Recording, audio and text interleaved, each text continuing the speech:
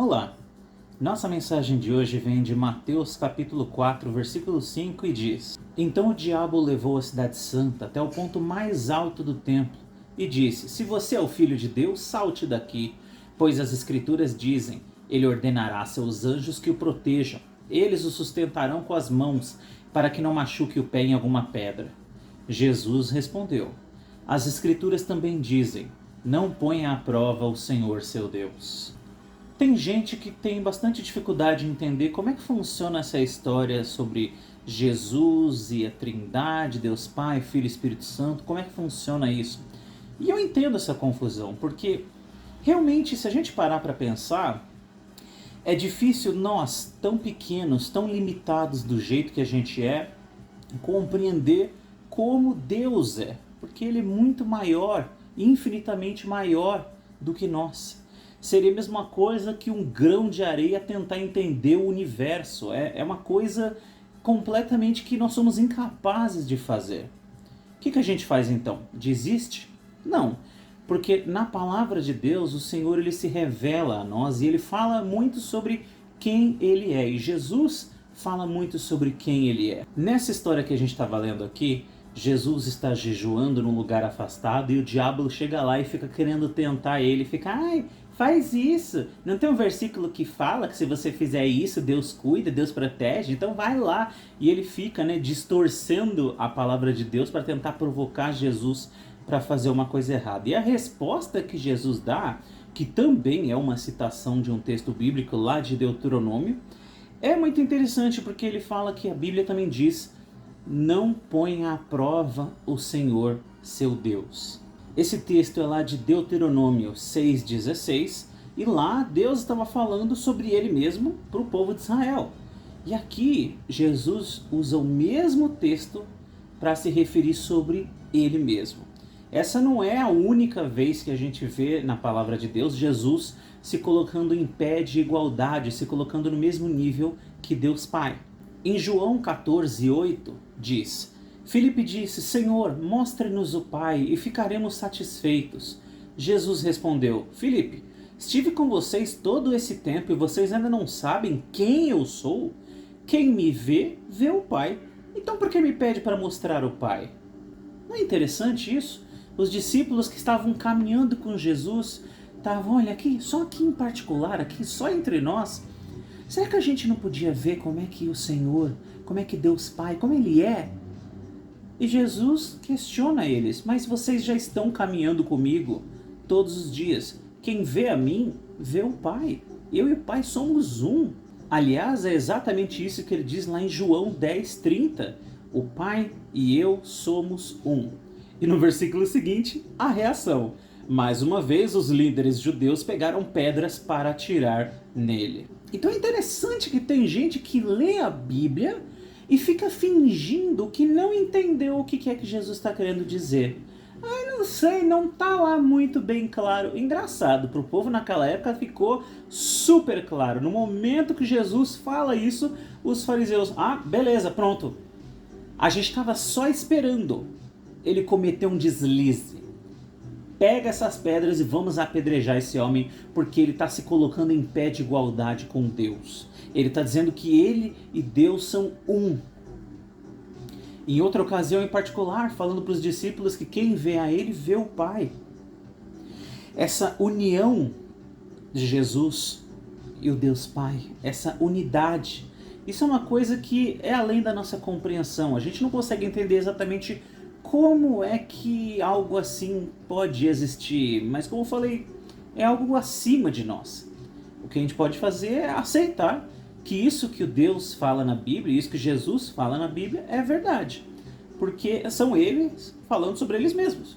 Devia ser muito revoltante, aliás, você ser fariseu e ficar lá rodeando Jesus o tempo todo, só esperando ele falar alguma coisa, fazer alguma coisa, para vocês falarem: não, esse cara aí, não é possível, esse cara aí não é de Deus não.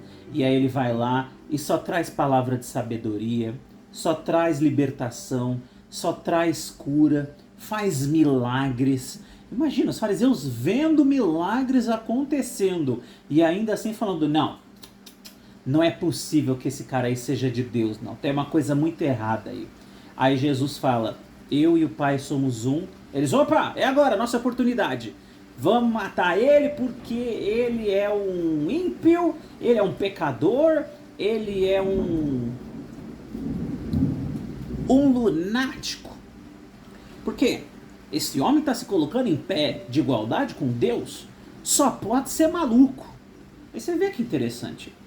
Tudo que Jesus fez, tudo que Jesus falou, era sábio, era cheio de amor, cheio de paz, cheio de esperança.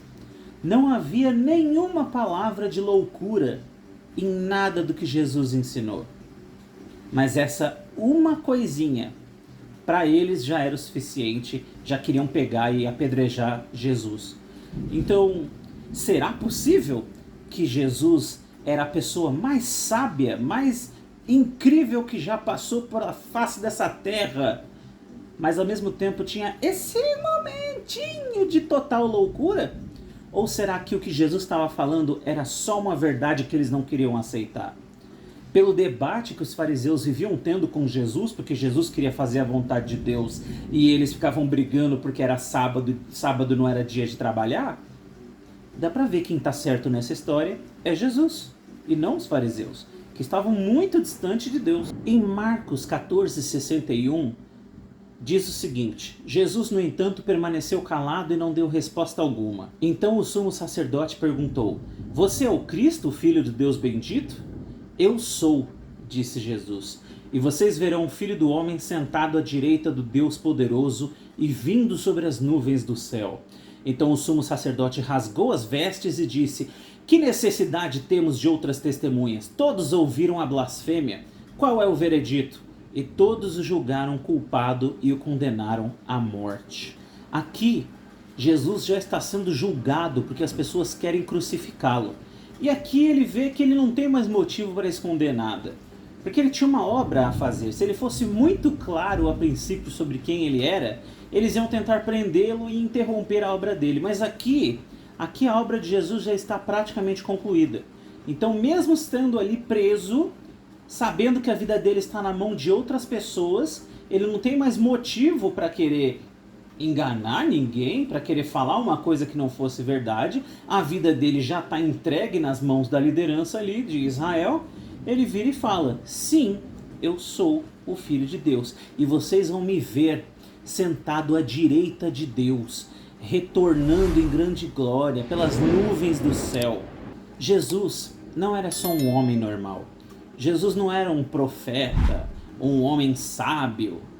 Ele era a pessoa que os homens se prostravam diante dele. Jesus era a pessoa que mesmo jovenzinho, os sábios já se admiravam com a sabedoria dele. Talvez a gente não entenda exatamente como que o Pai e o Filho são um, mas o que a gente entende é que quando nós olhamos para Jesus, nós podemos ver o amor de Deus, a misericórdia e a vida nova que Ele nos oferece, a salvação que Ele tem para nos dar. Conhecer Jesus é conhecer a salvação, é ser apresentado a essa vida eterna que Deus tem para nós. Conhecer Jesus é conhecer a água da vida, aquela que nos é oferecida e a gente nunca mais volta a ter sede.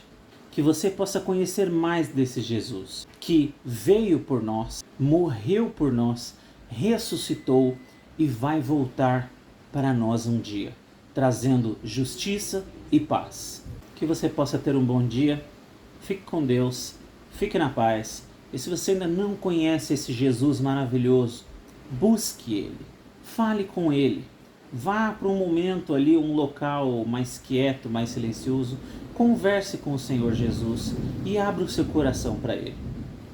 Fique na paz e fique com Deus. Até a próxima.